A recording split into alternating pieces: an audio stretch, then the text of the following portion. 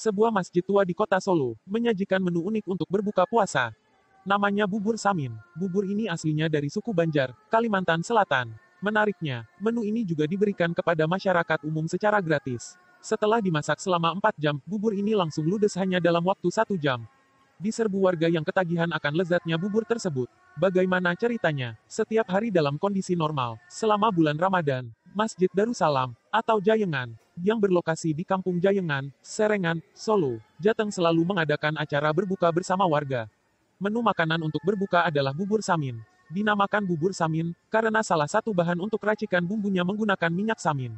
Minyak yang berfungsi sebagai penyedap inilah yang menjadi ciri khas rasanya. Selain untuk berbuka di masjid juga dibagikan kepada masyarakat umum.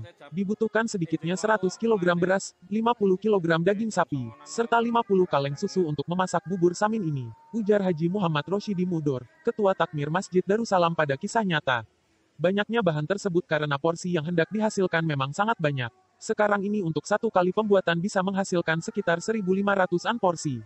Satu porsinya sekitar 1 piring hingga 1 wadah rantang penuh. Bahan pembuatan bubur samin secara lengkap meliputi beras, daging sapi, susu, minyak samin, air, kaldu sapi dan onta, sayuran, wortel, serta beragam racikan bumbu dan rempah-rempah. Untuk bubur samin sebanyak 1 tong berkapasitas volume sekitar 400 kg ini dibutuhkan waktu selama 4 jam untuk memasaknya. Biasanya acara memasak dimulai sekitar pukul 11 siang dan selesai sekitar pukul 15 sore. Sebanyak 6 hingga 7 orang dikerahkan untuk memasak bubur legendaris ini. Mulai meracik bumbu, rempah-rempah, hingga mengaduk adonan yang sudah mengental menjadi bubur. Bahan-bahan itu relatif cukup mudah didapatkan. Jadi kebanyakan cukup didatangkan dari wilayah kota Solo sendiri. Namun khusus untuk minyak saminnya, memang terbuat dari perasan daging onta dan kambing.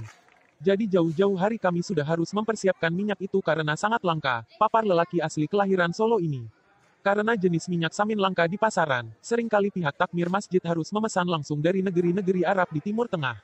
Negara penghasil minyak samin terbesar adalah Mesir dan Turki. Minyak samin juga dikenal dengan istilah minyak kapulaga Arab. Masyarakat yang menyukai bubur ini datang dari seluruh wilayah kota Solo. Bahkan banyak juga warga dari luar Solo ikut datang dan menikmati bubur itu. Mereka rata-rata sudah mengetahui kegiatan pembagian bubur takjil ini sejak lama. Mereka sudah menjadi langganan secara turun-temurun. Karena tradisi pembagian bubur itu sendiri, sudah dilakukan sejak tahun 1965 silam. Hampir semua warga Solo pasti mengenal yang namanya bubur samin ini. Maklum yang datang merata dari seluruh kecamatan di kota Solo. Malah ada yang datang dari Karanganyar, Boyolali, dan Sragen. Sebagian banyak juga alumni dari sekolah yang dikelola Yayasan Darussalam. Banyak yang beralasan, karena jika belum berbuka dengan bubur samin, rasanya kurang afdol atau kurang mantap. Banyak dari mereka yang rela menunggui selama bubur itu dimasak hingga matang. Tak heran sejak bubur masak pada pukul 15. Pada 1965 telah diadakan berbuka bersama dengan menu yaitu asalnya ya masak abang, masak cilik, lontong Banjar, soto Banjar, nasi tumis dan bubur Banjar samin. Alhamdulillah waktu itu takmirnya adalah Bapak Haji Anang Saroni menentukan bahwa yang patut untuk berbuka puasa bersama itu adalah bubur Banjar samin khas Kalimantan.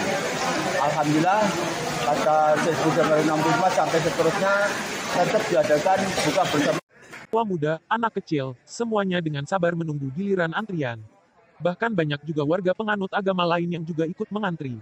Karena bubur lezat itu memang diperuntukkan bagi siapa saja yang mau tanpa kecuali. Mereka dengan sabar mengantri bubur samin, yang terbukti berkhasiat menyegarkan badan setelah berpuasa seharian ini. Setiap orang tidak dibatasi jumlah porsinya. Namun syaratnya, mereka harus membawa sendiri wadah untuk setiap porsi yang diinginkannya. Wadah atau tempat bubur akan ditata oleh panitia takmir masjid. Selanjutnya akan diisi satu persatu oleh 2 orang takmir, yang bertugas di samping tong besar berisi bubur samin itu. Namun di masa pandemi sekarang, pola antrian berubah. Warga harus antri berbaris sambil membawa wadah atau rantang. Hal ini untuk menghindari kerumunan. Banyak yang membawa rantang double dengan alasan dititipi oleh teman atau anggota keluarganya yang lain. Untuk yang ingin membawa pulang biasanya datang antara pukul 15 hingga pukul 16. Selepas jam itu biasanya bubur sudah habis. Yang masih ada hanyalah bubur untuk jatah jemaah masjid yang akan berbuka puasa nanti. Sejarah atau asal-usul bubur samin itu sendiri ternyata sudah sangat lama. Menurut penuturannya menu khas berbuka puasa yang berwujud bubur ini, sudah ada sejak 1 abad silam. Di kala itu banyak warga suku Banjar, Kalimantan Selatan datang merantau ke kota Solo. Mereka datang baik secara perorangan atau berombongan. Kebanyakan datang ke Solo untuk berdagang, yaitu berdagang barang-barang atau benda perhiasan, batu permata, emas, atau perhiasan lain banyak mereka bawa dari tanah asalnya. Sejak dulu hingga sekarang ini, wilayah Kalimantan memang dikenal sebagai daerah penghasil tambang emas atau logam. Alhamdulillah, setelah Bapak Presiden Jokowi memberi tahu bahwa boleh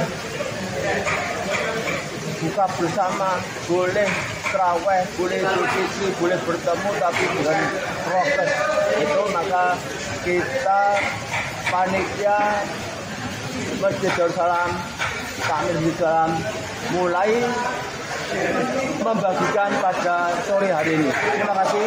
Wassalamualaikum warahmatullahi wabarakatuh. Merantau kaum Banjar kala itu.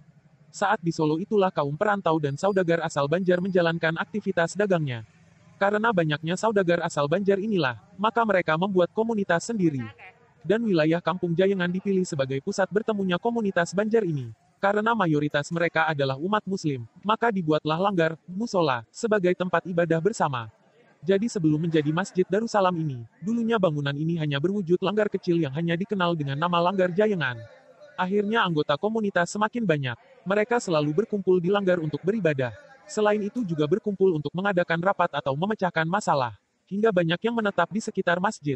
Bahkan banyak yang menikah dengan warga asli Solo. Malah akhirnya pusat perdagangan mereka pusatkan di Kampung Jayangan itu juga. Banyak warga asal Banjar yang membuka toko permata di Kampung Jayangan ini.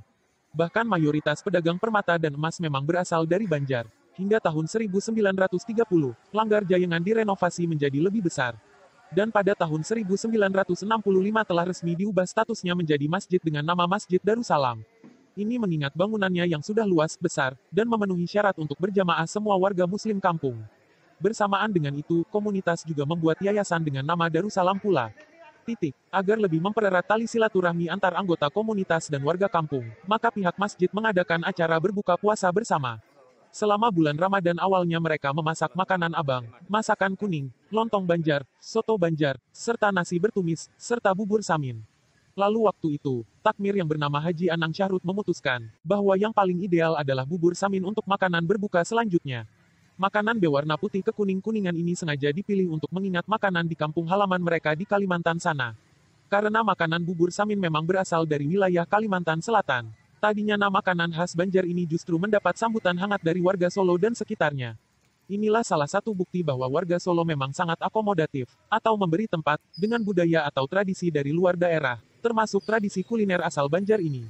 Setiap kali bubur dibuat, pasti ludes habis tak tersisa. Sehingga porsi bubur yang semula hanya beberapa porsi untuk warga komunitas, kini sudah menjadi ribuan porsi untuk seluruh warga yang datang. Dan setiap tahun pasti jumlahnya semakin bertambah. Sekarang pembagiannya 800-an porsi untuk umum, dan sisanya untuk jatah jamaah yang berbuka di masjid. Untuk Ramadan tahun ini saja, total bahan membuat bubur samin, yang harus disediakan rata-rata menghabiskan biaya sekitar Rp 4 juta hingga Rp 5 juta rupiah per harinya. Sementara dana untuk pembuatan bubur itu, murni diambil dari swadana komunitas sendiri.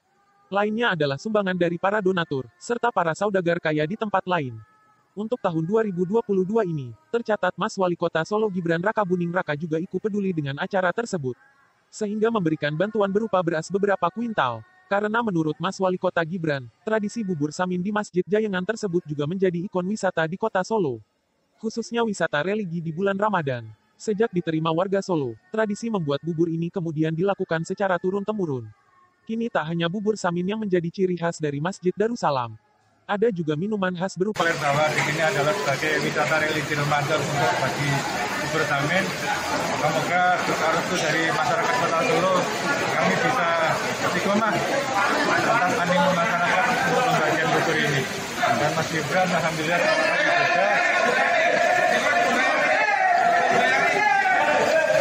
terima kasih kepada Mas Gibran yang memberikan partisipasinya di Masjid Darussalam. Secara turun-temurun. Kini tak hanya bubur samin yang menjadi ciri khas dari Masjid Darussalam. Ada juga minuman khas berupa kopi susu, kurma, serta lauk yang lain. Berbeda dengan kopi susu lain yang dimasak secara terpisah. Kopi susu Darussalam ini dimasak dengan cara mencampurkan kopi, susu dan air ke dalam sebuah drum, kemudian memasaknya bersama-sama. Selain itu setiap setahun sekali, kini juga digelar acara hail dari tokoh kaum Banjar, yaitu Hail Datuk Kalempean, atau seorang guru bernama Muhammad Arsyad Al, yang makamnya ada di Bandung. Acara yang digelar setiap tanggal 6 Syawal itu, dihadiri oleh semua anggota komunitas dan yayasan, dan diselenggarakan serentak di 3 kota, yaitu Bangil, Pasuruan, Solo, dan di Bandung. Dalam acara itu digelar aneka acara. Salah satunya adalah pembacaan riwayat dari sang tokoh Datuk Kalampean yang sangat disegani dan dihormati oleh kaum muslimin Banjar. Datuk Kalampean dulunya dikenal sebagai guru agama yang sangat soleh. Dia banyak malang melintang mulai dari wilayah Arab Medina hingga ke wilayah Nusantara ini. Sumber, www.majalahkisahnyata.com